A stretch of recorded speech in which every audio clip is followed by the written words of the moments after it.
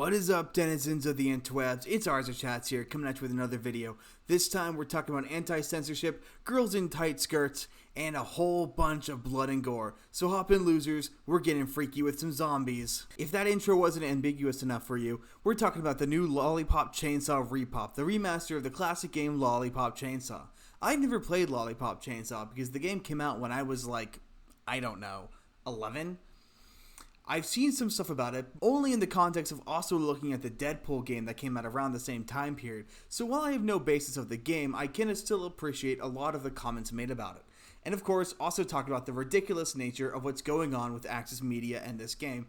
The first thing I want to talk about is this IGN page. The funny thing is, they've refused to review the game. The game has been out for 3 days now, and they still have not posted a single review of the game, which is a little suspicious if you ask me. Going into it, the closest thing you can find to reviews are some of these user reviews, saying 7, 10, 10, 10, 10, and 10. That's all you have for that. The closest thing you can find to an actual review from IGN comes in their coverage of the early release of Lollipop Chainsaw, where they say that they're not going to bother rehashing it because they've already covered the game, which is a load of hookah because they've covered a whole bunch of other re-releases in the past, and the whole point of covering a re-release is to see if the game did it justice, and the new stuff added or taken out have improved the game. And I think we all know why they haven't covered it, but we'll get to that later.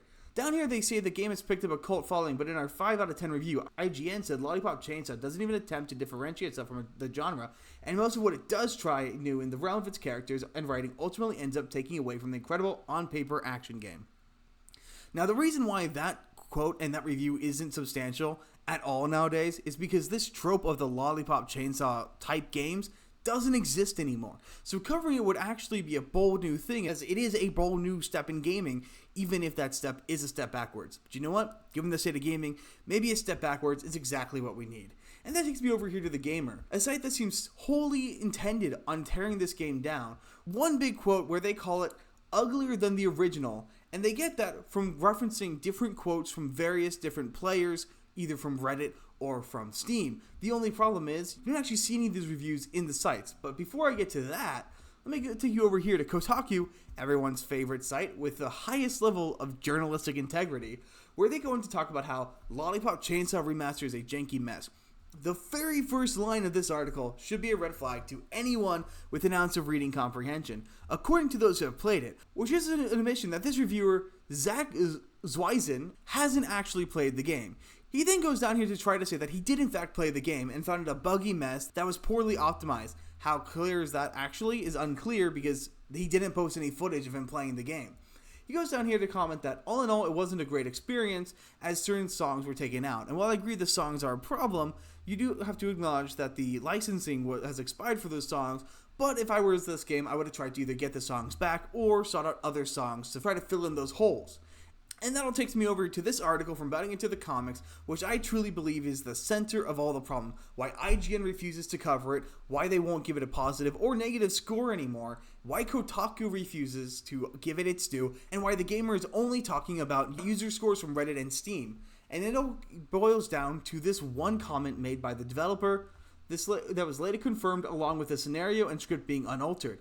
And all of that comes down to the fact that the game was uncensored. The whole point of the game was to be as offensive as it was when it came out, except now that makes it 10 times more offensive given how much the Overton window has shifted in society. The head developer, Yoshimi Yasuda, even goes on to say, "We have applied a day one patch, but the purpose is not to make correction based on the platformer, but to fix bugs and improve the quality of ranking mode." And that's really all that's in this article is talking about that. But that truly goes to show exactly why games journalists hate this game. It's because they refuse to kowtow to their ridiculous social demands. And it's exactly why game developers are dying. In fact, if I can be a little conspiracy theorist, I heard a few other people passing around this theory as well, but I also thought of it. IGN refusing to review it, The Gamer refusing to give it an outright negative discussion, and Kotaku refusing to lie about it with all their journalistic integrity is because of one solid issue. Every single time they have done a hate campaign against a game, whether it's Hogwarts Legacy or any other game like Stellar Blade, it has exploded in popularity. If they had gone out and attacked Lollipop Chainsaw RePop, they would have immediately blown up the game. They would have made it one of the best-selling games of 2024, if not better than all the previous best games of 2024, because of how people now know that if game journalists hate something, that's a sign that you should be playing it. And it's pretty clear, even with the fact that these game journalists weren't out attacking it, and there was zero marketing. I haven't seen a single piece of marketing for this game whatsoever. If you go and look at our favorite game on SteamDB, Dustborn, you see that they still only peaked at 83 players, with 18 people playing right now, and a 19-person 24-hour peak, which isn't surprising. I assume that's how many people are streaming it on Twitch. Now, but if we compare these numbers to Lollipop Chainsaw Redux, a game with no advertising and a game with no journalist praise, you'll see that they've gotten a total of a 21-hour peak of 989 because the game hasn't been out for 24 hours yet, and the game is currently sitting at 952 players. That's nothing to scoff at. I mean, it's not as great as many other games, but when you compare it to games that had got significantly more marketing this year, this game is doing significantly better, especially because it probably didn't cost that much to remaster, unlike games like Dustborn that cost $200,000 to make, or other games like Suicide Squad and whatnot.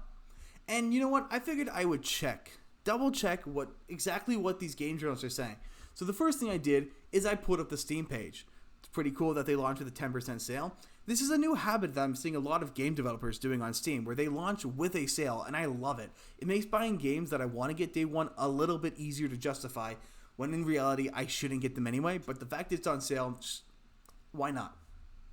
And if you go into here and take a look at this, it says that 82% of the 438 reviews this game has are positive. And if I went in here and I looked through, and as you can see, it is taking quite a while to find a single negative one. And all the stuff negative about it is saying, I do recommend the game, yes, but not right now in its state. And a lot of people are saying that the only problem with the game is it has a few bugs that makes it a bit hard to work, and the fact that the price point is a little too high to justify, with the fact that it's a pretty much straight remaster with the songs sticking out, so it is losing a little bit of content. I then also thought I'd go over to Twitter and just see how long it would take me to find a single negative comment. So let's just scroll for a second, will we? A lot of people talking about how hot she is, comparing her to K-Vest right here, talking about the sexy costumes, talking about IGN having zero journalistic integrity as per usual, more costumes, more IGN, more costumes, cutscenes, talking about Tara Strong, more costumes. I saw a Smash JT video, hail Smash JT. I'm still going. I highlighted the first negative comment that I saw, and I'm still not seeing it. Are you guys? Still more costumes, a cosplay. Oh, hey, I follow her on Instagram. That's weird. So it's taking a really long time. So it looks like Twitter refreshed. But the point is, you have to go a really long time if you're going to look for a single negative comment, because the only negative comment that I actually saw was complaining that the game didn't run well on a Steam Deck, which is a shame because that's where I would probably play the game, since I just have more time to use my Steam Deck than my actual laptop right now.